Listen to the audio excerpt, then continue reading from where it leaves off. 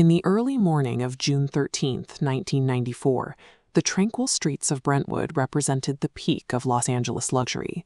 But just outside a residence on Bundy Drive, police discovered a scene of violence that stood in total opposition to the neighborhood's calm exterior. O.J. Simpson was a fixture of the American living room, a Heisman Trophy winner and ABC Sports broadcaster whose fame and charisma made him a beloved cultural icon. Inside the crime scene, investigators identified the victims as Nicole Brown Simpson and Ronald Goldman. Among the evidence left in the blood was a print from a size 12 Bruno Magli shoe, a luxury item so rare that its presence would become a central pillar of the forensic case.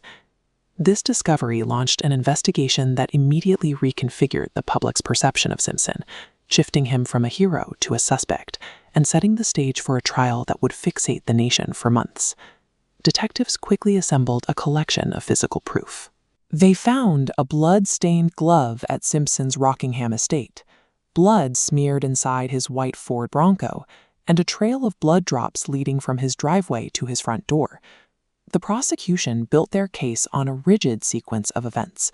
By mapping the victim's final moments against Simpson's flight to Chicago, they established a window of opportunity that matched the suspect's known movements that night. To ground the timeline in science, analysts used DNA profiling. They found that the genetic markers in the blood samples matched Simpson's profile, with a statistical likelihood of 1 in several billion that the blood belonged to anyone else. Looking at this collection of hair, fibers, and genetics, lead prosecutor Marcia Clark and her team felt a deep sense of certainty. With the physical evidence and the timeline both pointing to a single individual, the prosecution saw no viable path for a successful defense. Forensic psychologists noted that the crime scene lacked the precision of a professional hit. The messy trail of blood and the severity of the injuries indicated an attacker who was emotionally unstable and fueled by a sudden loss of control. That profile was supported by a history of domestic violence. For years, Simpson used physical and psychological abuse to maintain control over Nicole Brown Simpson, leaving behind a documented record of her calls for help. Experts identify this as narcissistic rage, a state where an abuser, sensing a permanent loss of control over their victim, responds with extreme and lethal violence. This homicide represented the final stage of a multi-year cycle of abuse, where the perpetrator's psychological need for dominance resulted in a violent unraveling. However, the scientific case was only as strong as the investigation, and the LAPD committed significant errors. Officers walked through the blood, cross-contaminated samples, and left vials of biological evidence in unrefrigerated vans for hours. Most damaging was the discovery that 1.5 milliliters of Simpson's reference blood had gone missing from a vial, creating a gap in the chain of custody that the defense could exploit. Simpson's defense team, a dream team, including Johnny Cochran and Robert Shapiro, saw these failures as an opportunity.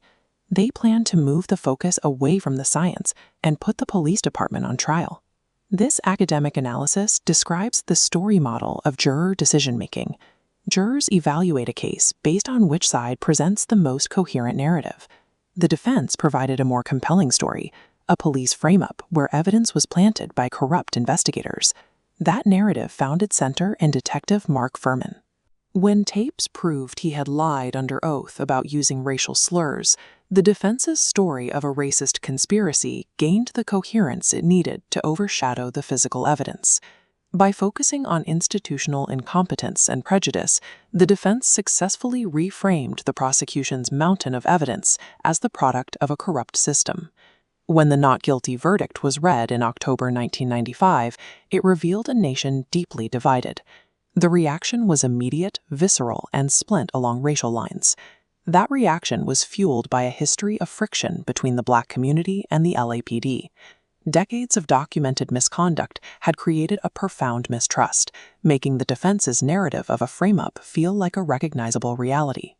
There was a distinct irony in the moment. A celebrity who had largely lived a life removed from the Black community became the vessel for their collective demand for systemic accountability. In the end, the trial of O.J. Simpson was about more than a homicide. It became a proxy war for generations of unaddressed police abuse. We are left with a difficult conclusion.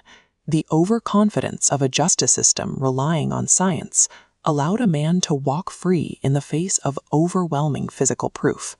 The case remains a tragedy of two halves: the individual violence committed in Brentwood and the unaddressed trauma of a city that made a conviction impossible. The trial leaves behind an essential investigative lesson. Physical science is only as strong as the institution that presents it. If the public's trust in the investigators is poisoned, even the most irrefutable evidence becomes powerless.